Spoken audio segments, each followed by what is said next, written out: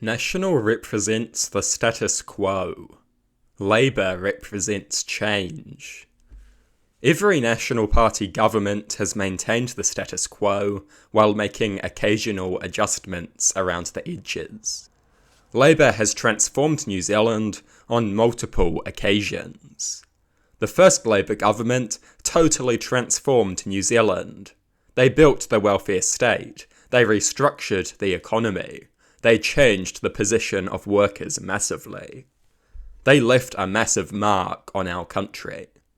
In the 1980s, the fourth Labour government once again transformed New Zealand. This time with a right-wing neoliberal agenda implemented by Roger Douglas, the founder of the ACT Party. The economy was deregulated. State assets were sold, corporatised, and privatised. Top income tax rates were cut in half, the goods and services tax was introduced. The country was transformed once again, and once again it was Labour that did it. On 2 occasions, Labour has radically transformed New Zealand. National has never presided over a comparable period of bold reform.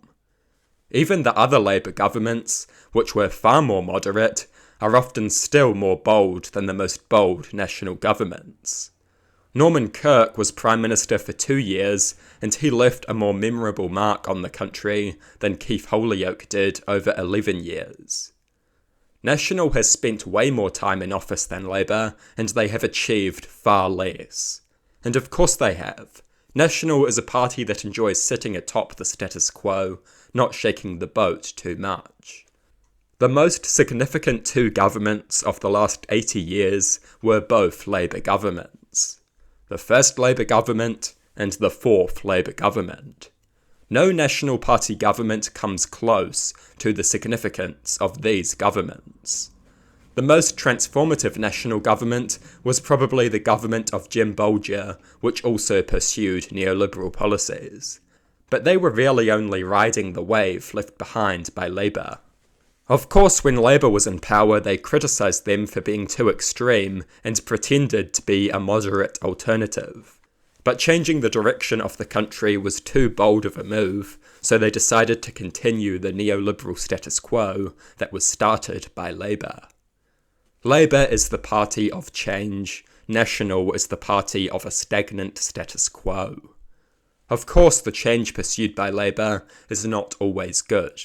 In most cases it has been, with some exceptions from Roger Douglas.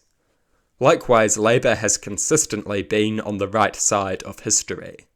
Both parties are big tents, so some individuals have always been on both sides of every issue.